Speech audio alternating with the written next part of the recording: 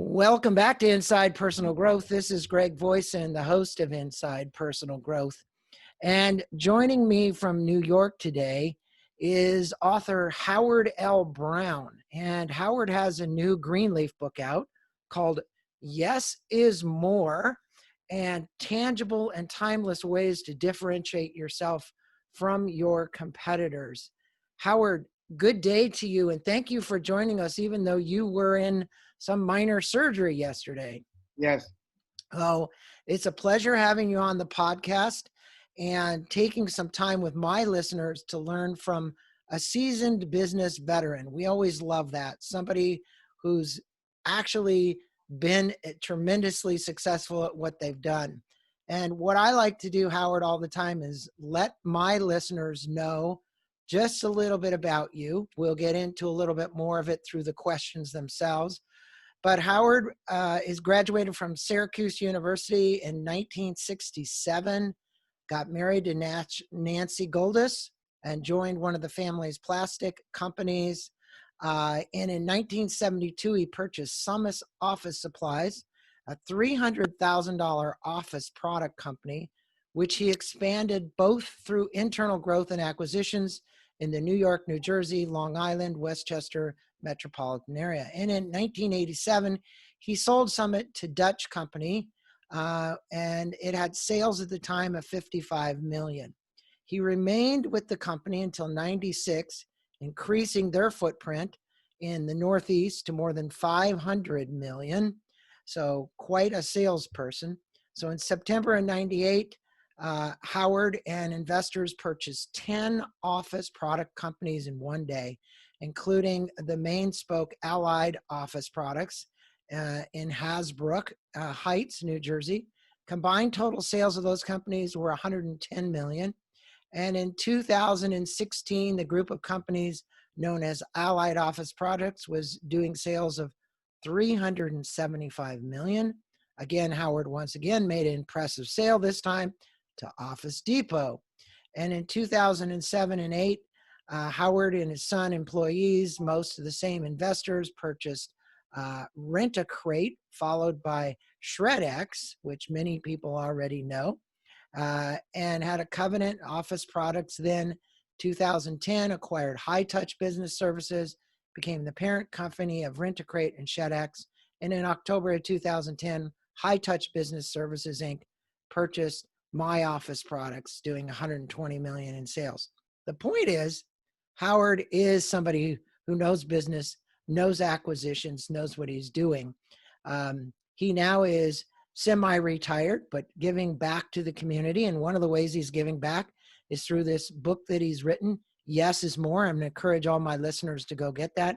He sits on the boards of several nonprofits, and he takes active roles in fundraising and leadership. And boy, do we need more moral leaders in this country, Howard. And I would say you're probably one of those people because of the loyalty that you talk about in the book. Now, you start the introduction off by informing the reader about the sales of these companies, which I just talked about. Then you go in to say that you believe that your success was due to two values, loyalty and reputation. And again, boy, that's something that today we need more than ever. And even I look at it, even in our government. Why is the business world that we live in today, are those two things so important in your estimation?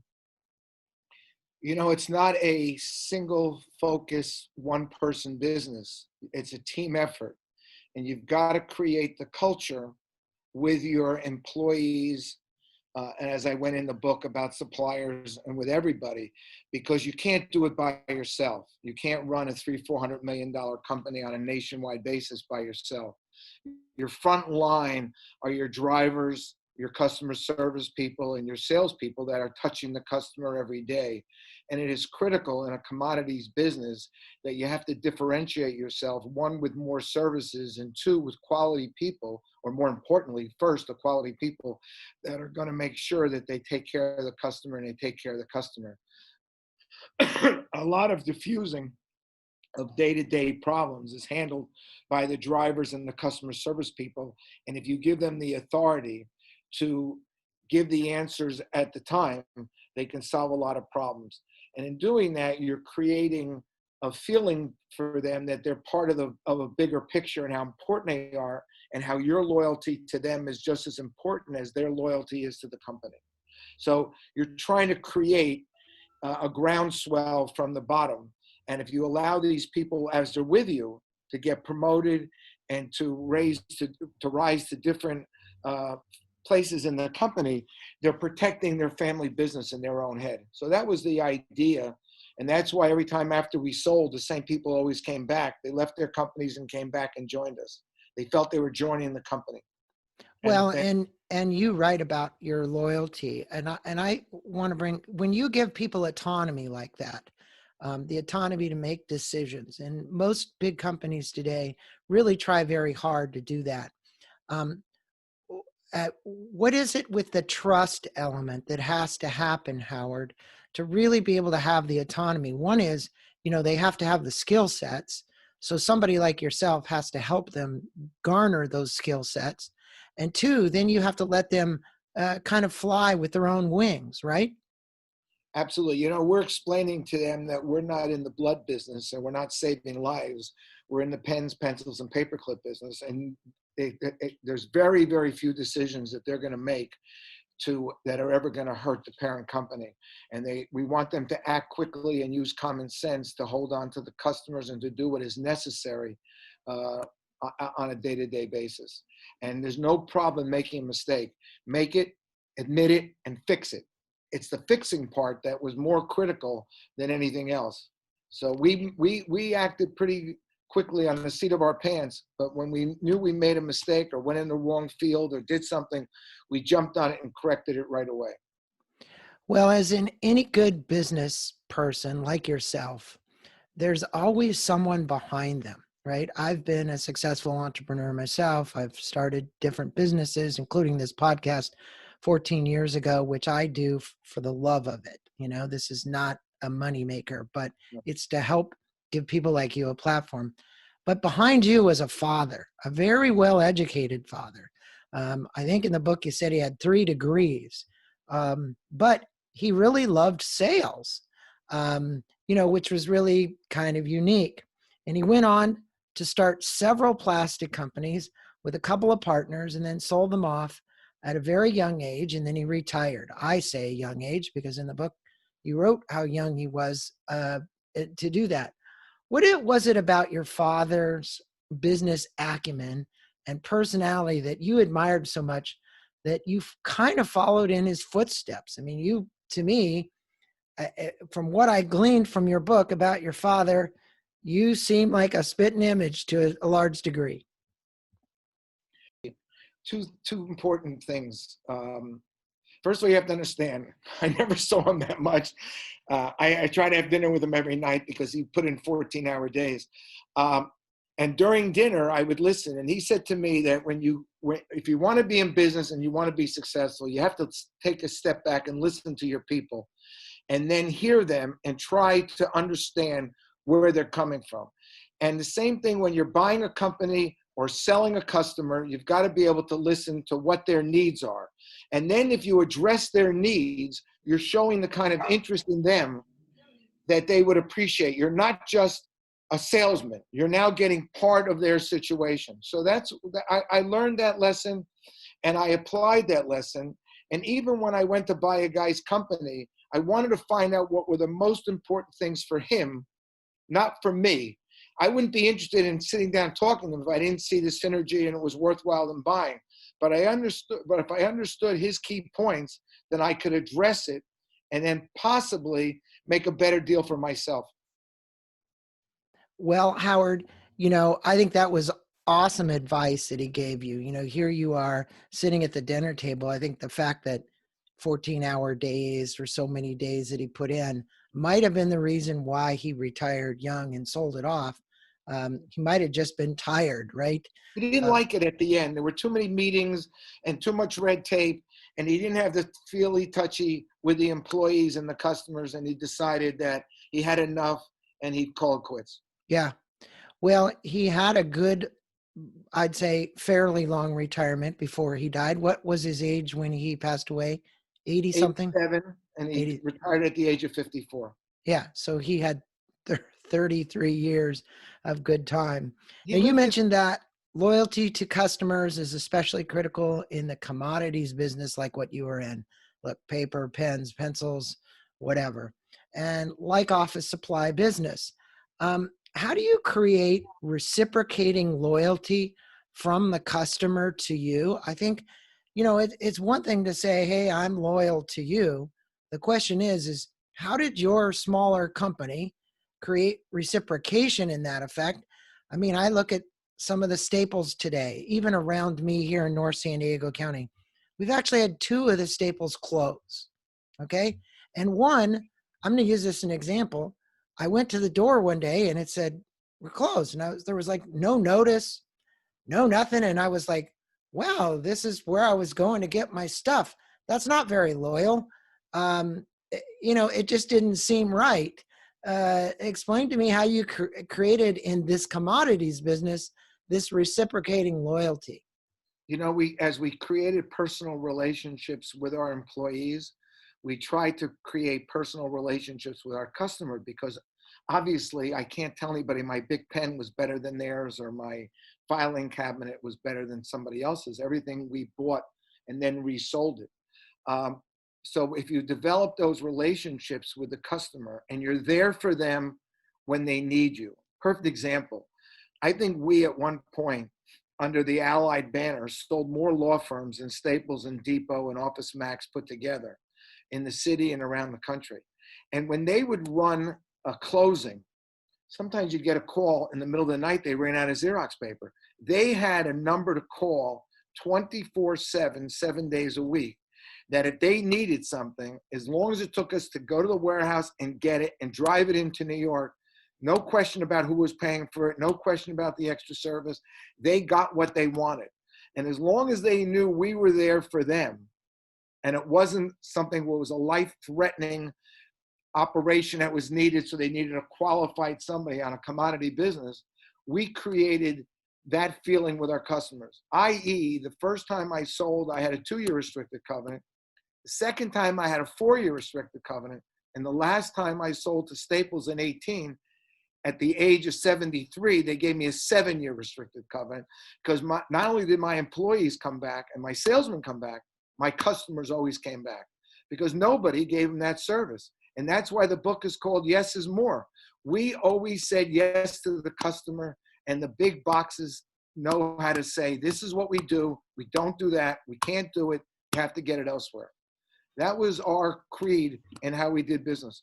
Now, to your benefit, you are a lot more nimble as a Oh, company. absolutely. And so because of being that nimble, you're able to provide that kind of service. Not that Staples couldn't have tried that, they could have, but doesn't being nimble an important element? Absolutely. But even the big customers, until they can make a decision, I'll give you an example. You have a customer that you pick up and you say during the meeting, is there anything that we have to service you that is that important? And the guy says to you, I have to have for my employees breakfast every day. I have to have cereal and I have to have fresh fruit. Well, who carries that? We're not in that business. We made arrangements for them to have that at 7 o'clock every morning when they wanted it. That was the most important thing to them. Not on the $400,000 a year of product that they bought. That was it, that they were taking care of their employees, because they expected their employees to be in at a certain time, and they were holding meetings, and they wanted them to be fed if they wanted to be fed, not worried about services coming in during meetings. So if you find out, as I said, what the customer is looking for, we were able, yes, because we were nimble, to react to their needs when they wanted it, how they wanted it, so forth and so on. So that was the difference. So I don't think the big guys pardon me for interrupting, but would another success story, and again, I can't remember this young man's name, but it started up in Santa Barbara, if I remember correct. And FedEx finally bought them. And it was the guy that was in the copy business that literally people could come in 24 hours a day, 7 days. And his unique differentiator was the fact that, hey, if I wanted to make copies at 2 o'clock in the morning, I could go in and make copies at 2 o'clock in the morning. Now that FedEx owns them, it's not that way anymore. Um, Well, to give Staples credit, learning from past experience, they, for the first time, kept our name and our customer service people because they liked the way we handled mid-market right. better than they did. Now, if you remember, I don't know if you remember, but do you remember the name of that company? I'm blanking on it right now. Um, but it became huge, and it was this, all night copy place, right?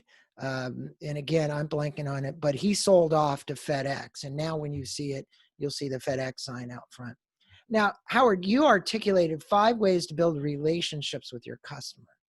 And it's very apparent, right, kind of in the center of the book. This is a really important element for you. What are those values that you hold steadfast within your organization, or that you held within your organization, that you think my listeners can learn from to say, hey, you're building a business. These are some of the values that you may want to consider adopting. I think that you can't be transparent to your customers and your employees. I think it's critical that they see you in the place of business, you're walking the floor, you're meeting with them, and they know that you know what they're doing. I think it's critical when a salesman wants to close an account that they bring the CEO or the chairman to the meeting. When Staples or Depot or Office Max is going to close on an account, they're bringing another salesman in. Nobody talks about their business or their children better than the owner of the company. He created it. It's his feeling. And I wanted to be there, and I wanted my key people to be there at any major closing or chance to close on a major piece of business. I think it's critical that the people understand what the empowerment they have and how we want them to make quick decisions, so the customer is not having to be held on the phone for 20 minutes and being bounced around to this department, that department. Every department was prepared to answer the question, not spin off the call, and get them an answer. If they couldn't get it, they told the person they would do all the research for them and get back to them on a timely basis. There is no email, even now in my retirement, that I don't answer immediately, and there's no phone call I don't return immediately. I think it's critical. And I've never, it's a big word, never been late for an appointment. I'd rather be 15, 20 minutes early, and I want my people to be the same. I want my people to dress the same. I want them to look proper when they're going into an account, and I want to be able to create an image that they're dealing with a very important customer, meaning us, who's trying to sell them. We're not, even though we're much smaller than the big guys, you're just as important to us, or even more important. And all my big customers had the cell phone numbers of their salespeople, and in most cases, my number if they needed something, my son's number, my president's number. They knew they could get somebody to solve a problem for them. I like what you said, because, there isn't anything, I think, more aggravating than telecommunications companies when you're trying to fix something with one of your cell phones. I don't care if it's Sprint or Verizon or whoever it is, and you get passed around from one place to another place, another place. And a lot of places don't have customer service. And I don't believe that's just our age. I believe even millennial and all these kids would like to be treated the same way, even though they'll sit and text or they'll do something. The reality is, I like the fact that your people were dressed properly, they were prompt, they were either early or on time. They literally were paying attention. If they couldn't solve the problem, they would find somebody who could solve the problem and get back in a timely manner. To me, that's what grows value in a company, and that's how you grew value. Now, you tell a great story when you worked for your father, and he had an employee by the name of Martin. Or And Martin. yeah, and you and Martin worked together one day, and Martin came up to you and said, why are you working here? And you obviously were confused, and it went to your father so that he could have a talk with Martin. You use this story to accentuate how employees, so that they become so loyal to you in the organization. Can you explain to our listeners a little bit about that story? Because I thought that was really something. It was a guy that had worked for your father, was very loyal to your father, but then you came in and he's like, well, what the heck are you doing here? I'm It's, going to it's, lose my it's job. even It's even deeper than that. In 1960, my father sold his first plastic company. In 65, he bought it back. Marvin was working for him at that time. Right. And when he bought the company, he put Marvin in charge, not where my father worked, at a smaller company he just bought back, put him in charge and told Marvin that when I graduated college, I was going to be his partner, junior partner. I worked there the summers of 65, 66. I graduated in 67 in June. We got married and came back from our honeymoon, came to work the first day, and Marvin said, "What are you doing here?" I said, "Marvin, we just spent 2 years together." I believe, I believe his wife tried to convince him that after I learned the business more than I already knew it, and I got my feet wet, that my father was going to replace him. And he didn't know who my father was to even think about that. So when my father reassured him and explained to him the facts of life, we then got along. Didn't give me the best of jobs to do, worked it out. But for Marvin, being scared that I was going to take over his job, I learned that I better make sure people who were going to work for me understood how I felt about them, how I was going to work with them, and what I was going to do with them. And I tried to convince Marvin through the years. He sold that company in 70. It was another company he sold. And they got rid of him right away, and I stayed on for 2 years. He was just afraid that someday someone who gave him a break was going to take advantage of him and get rid of him. So Well, I but it's learned what not to do from him. the lesson that you learned that you learned from this was letting people know where they stand. Okay, just period. Where do you stand within the company? And I think it's important to communicate that. What are the opportunities for advancement? How can you grow with this company? And I think so little of that goes on. I think most employers kind of just expect it. There's an expectation, right? And I think if you spend the time to communicate, however you do your employee reviews, it doesn't really matter what your process is. What's important is that they need to know where they stand. And you mentioned that loyalty is a balancing act in this, that it's ever changing, always evolving business environment with recommendations about staying loyal to your vendors. So let's talk about vendors because, hey, in today's business environment, Amazon, all these people that are out there, there's so many places you can go to buy whatever it is you need. But the behemoth probably is Amazon, right? Now you got Wayfair and you can get furniture online. And you can do all this kind of stuff. How did you keep this loyalty? And in today's environment, what recommendation would you give? I mean, look, we're looking at Main Street is probably shrinking, right, Howard? We see a lot of retail going by the wayside. We see a lot of restaurants closing. And COVID was kind of the impetus, yes. But at the same time, you got to look at it. Maybe economically, it isn't. I'd love to get your viewpoint on loyalty as it relates to everybody going back to these small retailers that are struggling to make it. Well, there's a difference. If you talk about the suppliers, when we were very small in 1972, doing $300,000 a year, Mm-hmm. and we started getting larger, that year I added $1 million worth of business. And I can use the word I because I brought it in from my local country club. Everybody I met, what do you do? I sell office supplies, and I ended up getting their account. So when we brought in the business, I met with the manufacturers, and I tried to meet with the presidents, even though they didn't want to meet with me because we were so small. But I used the trade shows to meet with them and have lunch with them and find a way to get to know them and for them to get to know me. And I said to them, at the time I'm 25, 26, 27, we're going to grow this business. And these are our principles, and this is where we're going. And if needed, I have a little family money behind me after all my father retired, and I'm going to expand this business. I'm going to buy other companies. So it's like taking a ride on the Reading, I used to explain to them. If you jump on board and you sell me product, and you sell me at better than I deserve, I understand you can't give it to me what you're giving the big boys, but there's got to be a big gap between the biggest and the littlest. So if you work with me, as I grow, I will stay loyal to you.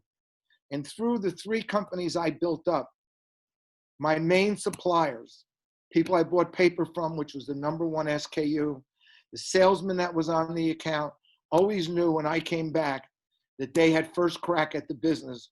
And if they were going to treat me properly, I would treat them properly. That's great. That's great advice for And my anybody. I biggest mean, supplier that I bought from was a company called SP Richards, which was owned by Genuine Auto Parts, the Napa people. If you're familiar with Napa Auto Parts, the CEO of the company became very good to me. And when I came back, I told him I needed help.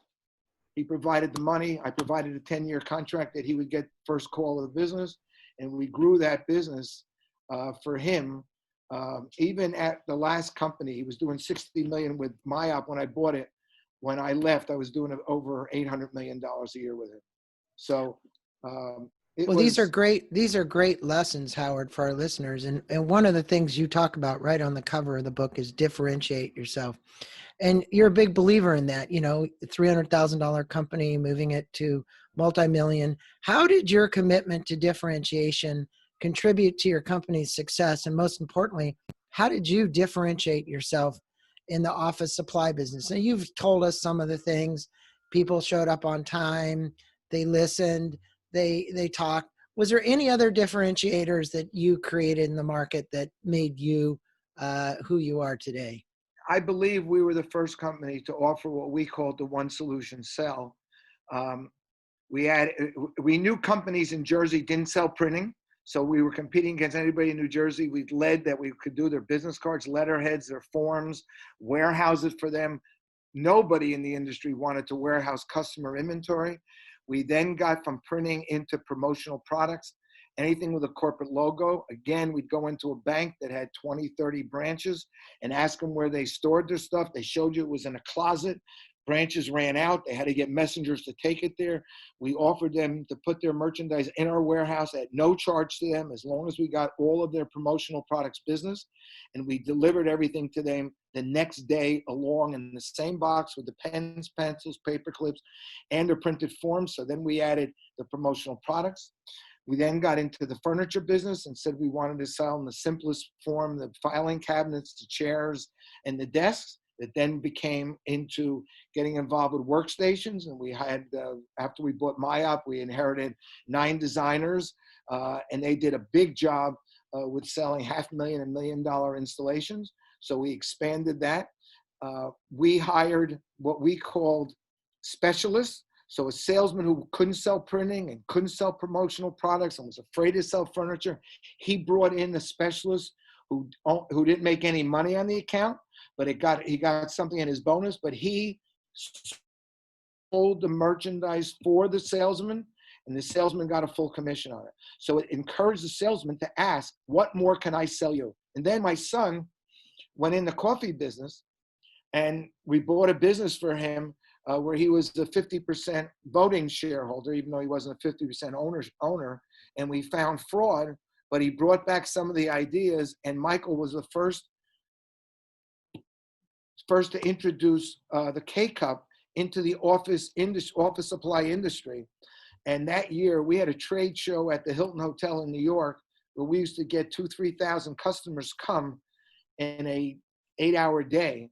And we gave away these machines based on raffle numbers. We made sure every law firm in New York City of any size won a coffee machine. Now, was And that Keurig at the time? Because you sure, turned this into a $50 million division for your company. yeah. And And that's why Depot was one of the reasons they wanted us. At that time, Office Depot was not selling any coffee at all. And it was a 50% gross profit business. Today, you're lucky if it's a 10% gross profit business. But then it was new. And every law firm, was holding meetings, was making pots of coffee and throwing away 3/4 of it. And if somebody wanted decaf and somebody wanted regular, this way they could get flavors and get whatever they want with a little pod. it was So interesting to me how long it took, because I'm not a coffee drinker, how long it took them to find tea that they could brew in those machines. let me And tell I you, literally worked with a company here in San Diego where the guy came up with, the brewer came up with the formula for the K cup for tea. But I will tell you that to me, the differentiator, Howard, was the fact that you and your management team, there's a gal at NYU, I think I interviewed her not that long ago, seeing around corners, she used to say. You differentiated yourself by being able to see around corners, by being able to predict some of the things by looking at the trends of where things were going and what needed to happen and where there were challenges for these businesses, whether it was storing their stuff at no cost for the loyalty, or is finding office furniture, or the K cup for the coffee. You literally were a visionary in that respect.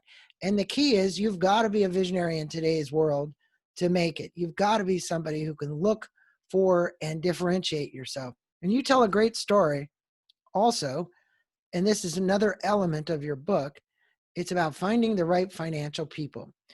As I'm speaking to you, last night, I get an email from a young man that I brought into a company as a CFO. He says, Greg, I want to meet. I want to pay you. I think I want to get out of being a CFO and do more consulting like you do or whatever, and I'll pay you. And it was interesting because he's a very good CFO. He's an excellent, he's stellar CFO. Talk to us, if you would, about the lessons that you learned kind of the hard way. Because when you first started, it wasn't always good with the financial side. I No, remember reading it in it the wasn't. book. It wasn't. and and you You weren't can't. You always can't the skimp. what? You can't skimp on buying quality to Yeah, give you information and not always to agree with you. They got to right, be able to give you timely information. Getting your financials 3-4 months late is you can't operate a business. So correct. you better put together a good staff and give them the ability to hire the people needed to get it done. Now, at the same time, if you're a young and a new business, there's just so much you can afford. But that's not a place to skimp in your business. Right, Numbers are critical because they also will help you keep the relationship with your bank. Banks want information on a timely basis. We were always highly leveraged, and it was critical that when banks wanted to see things, they got it on a timely basis. The one biggest mistake I made with the CFO in Nashville, every time the banks wanted something, he couldn't deliver it. He couldn't deliver it after he asked for more time and more time and more time. So all you're doing is alienating the bank that's lending you money and keeping you alive. right. Uh, so it's critical to have good, strong financial people with you, and that even your management team, your top management people should be sitting down with you and your financial people as a team, going over the numbers so they understand where you're making money, where you're not making money, especially if it's a team effort. Because if you're trying to hide your success or your failures from your people, they have no idea how they can help. And if you want to talk about being innovative, you've got to give them a chance to be innovative. I mean, you talk about tea, just to digress for a second. As soon as it came out in the industry, my son came in and said, I want to give away 5,000 boxes of tea to all of our customers. We sold $2 million worth of tea the first year because he gave it away because they wouldn't have tasted it. They got Right, it, they tasted it. So that was an innovation that he right. wanted to do. That's critical. The same with people in the room sitting there saying, we're not making as much money as we should. And you read the book, when 9/11 came, we lost $11 million in receivables and $25 million a year in customers. And we Mm-hmm. had just moved into 275,000 square feet of space in a warehouse with all the bells and whistles. And we moved into 60,000 square feet of offices. So we needed help from the employees and their loyalty and for them to be ways to figure out how to cut costs and everything else. So it wasn't an easy time, and hold on to customers. So that's been critical. And that's what I try to get across in the book. I mean, even today, I had surgery yesterday. I don't know how one of my salesmen found that. I had 6 salesmen that worked for me. I haven't seen them in 2 years. Pick up the phone. How you feeling? How you doing this and that? That's the relationship that we created with these people. They cared about the business. Um, Well, Interesting. Yeah. it's an acumen to your, look, it's a compliment, I should say, to the way you build relationships personally. Look, I would assume, based on kind of what I read about your father, the snippet you told in the book, it was probably pretty similar. He put in those 14-hour days because he was a great salesperson. He was building relationships. And many of our listeners are going to wonder, if you looked at the bio that I read in the beginning, I bought this company, I sold this company, I bought this company, I sold this company, I bought this company, I sold this company. They're going to say, how did this guy do all this? Mergers and acquisitions are not the easiest things.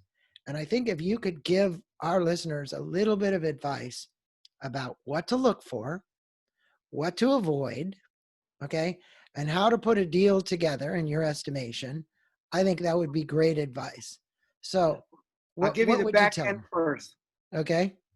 In order not to lose a deal, the law firms, in my opinion, and I've had very loyal law firms that have worked for me and I've paid them millions upon millions of dollars, is that when you let the lawyers handle all the conversations, you got a slim chance of making the deal and running your bills up. You're going to get to a point at the end when you're going to bring all the lawyers in a room from both sides, and you're going to take charge and say, now, what are your business issues that we have to resolve? Because if not, these acquisitions go on forever. 3 months become 6 months, and 6 months become 9 months, and your bills get racked up.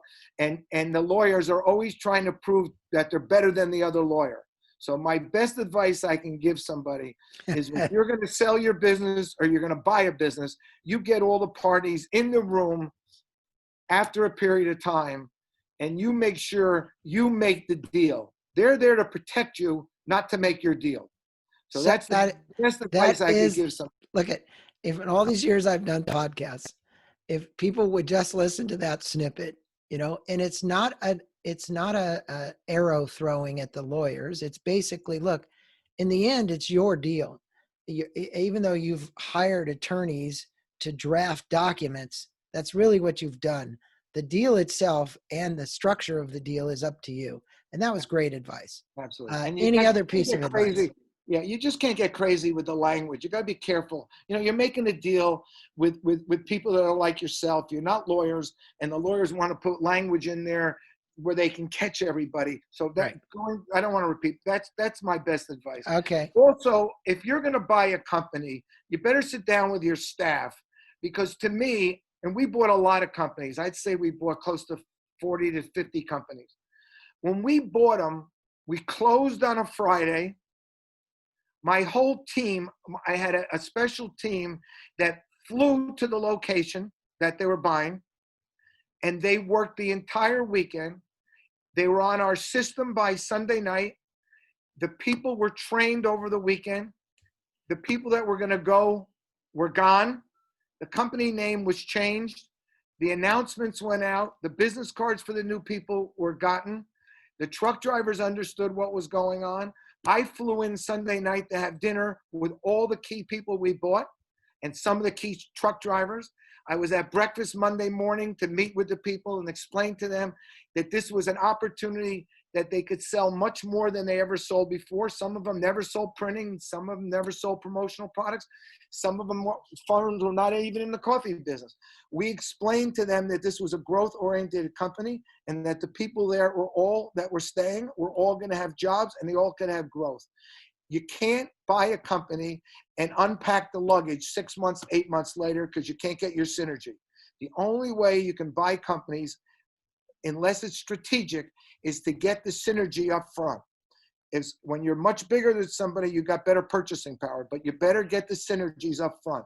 So we always did that right away. Now, when I bought MyOp, which was a $110 million company, it was hard to convince them when we bought somebody, because it was like you said, we weren't as nimble, and not being as nimble, the weekend became 30 to 45 days.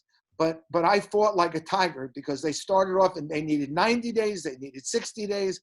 I gave them 30 days, and if it slipped to 45, it was done within 45 days. But we were buying at that time $50, $60 million companies, not $5, $6, $7, $8 million companies. Right. So it was a little harder.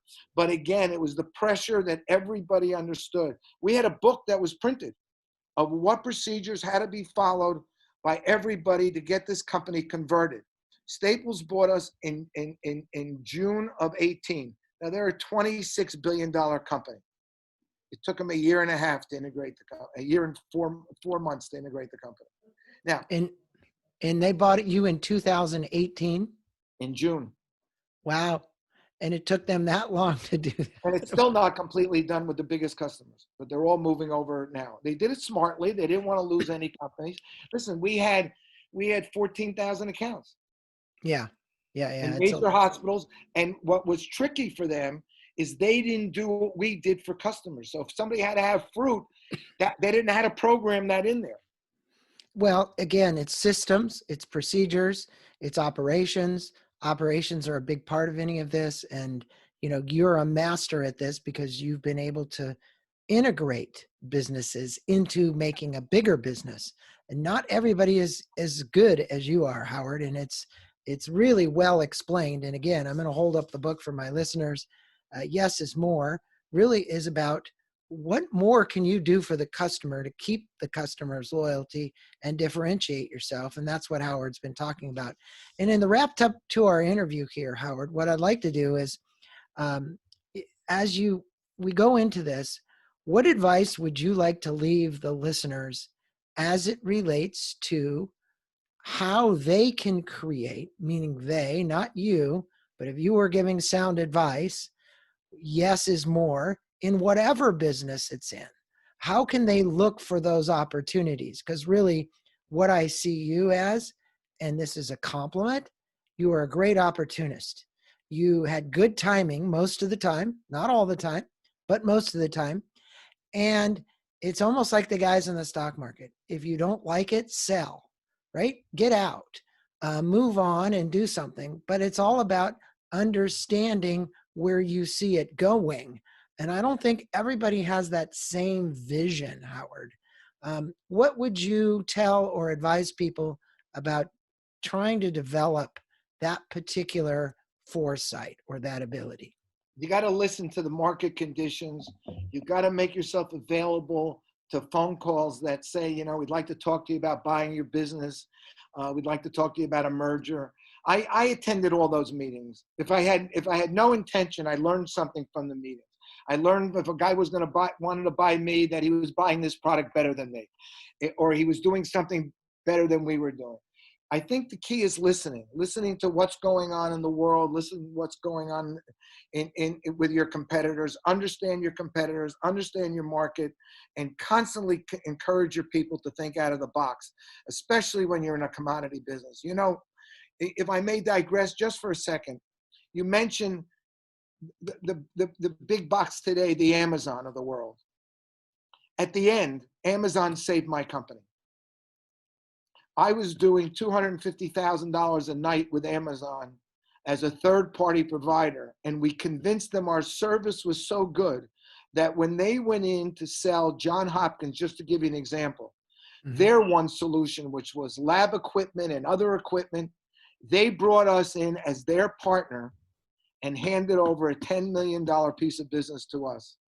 Today, I'll bet you Staples, through that relationship, is doing over $100 million with Amazon over and above our daily business, because we convinced them our customer service was better than Depot's, and we were more flexible than Depot, and we could do things for that customer. And Amazon sent in crews, kids in their young 20s, that made us their preferred vendor over anybody else. They even set us up in Nashville, Tennessee, with their prime to do business, because we didn't want to be in the prime business. They put it in at their expense, moved into my warehouse, and showed us how to do it. It Right. just became too unprofitable for them. And they were able to make the margins because they knew how to work with Amazon. So you teamed up with them. So Unbelievable. And you it know what? it is unbelievable. Same loyalty that we were worried that they were our competitor. They We weren't. convinced them, and I didn't have it throughout my company. My president, who I loved and adored, fought it every day. He didn't want to be in bed with Amazon. But Amazon, if you're a supplier at Amazon, they paid us in 7 days. They never skipped an invoice. Right. And they're even a bank if you need it. Right. They're prepared to lend you money overnight. Oh, I So I I had a great relationship with Amazon. I have no qualms with Amazon whatsoever. I bought stock in their company early. So, Smart. but here's my question. Now, here's a person who's gone all through their life like you, and this is I'll wrap the interview now. You've you've constantly reinvested in businesses. Okay. And I think for some of our listeners, they're going to say, well, now Howard's out of the business and he had a big payday somewhere along the line. What do you Three do times. with your money now to help people, one, or two, you put it to work for you because it's not working in high touch and it's not in any of these other places. Now, you may have stock in Staples. That's fine. That's your I personal don't, choice. as it turns out. Or, What I do is, if people come to me, I yep, have and make investments. First of all, I won't invest with anybody who doesn't put their own money in the deal. right. They better have a sizable amount of skin in the game. Okay. Then I'm prepared to put money So you're investing now, you're investing in smaller businesses yourself. mostly And you, real estate, garden apartments where I trust the guy. He has a track record. I'm getting quarterly returns. I'm looking for income. I got it. Uh, so that's where I go. I'm Got it. involved in a couple small businesses that one guy bought a business doing $2 million in the building supply business. Today we're going to do close to $40 million. His parents were both killed in a plane crash many years ago, and I don't physically go there, but I'm like his father. So we have conversation, uh, but I'm trying to help people where I can. Yeah. My goal would be to be invited to sit on some boards. Okay. Well, We have a here's, scholarship at Syracuse that we give money to for them to go. We're involved locally in the local hospital. We're involved in Crohn's and colitis. Unfortunately, my daughter's had the disease for 30 some odd years. My wife's on more boards than I am, but she's very active in giving back. So we believe in that. well, But you're a I believe, philanthropist, and I appreciate your perspective. You know, there needs to be more people like you on boards who can help companies. And I just want to say thank you for being on Inside Personal Growth, sharing your story. And again, for my listeners, you can find the book at yesismorebook.com. There you can download the book, part of it. You also can go, we were just talking about Amazon. Go to Amazon. There'll be a link to Amazon as well. There'll also be a link to our YouTube channel in this interview as well with Howard, plus our animated video as well. And you can catch us on all the channels. We're on iTunes, we're on Spotify, we're everywhere where you could listen to a podcast. So, Howard, thanks for being on Inside Personal Growth, sharing your insights about your personal journey, your business journey, and some of the lessons you've learned along the way. It's been a pleasure having you on the show. thank you very much, Greg. It was a pleasure also.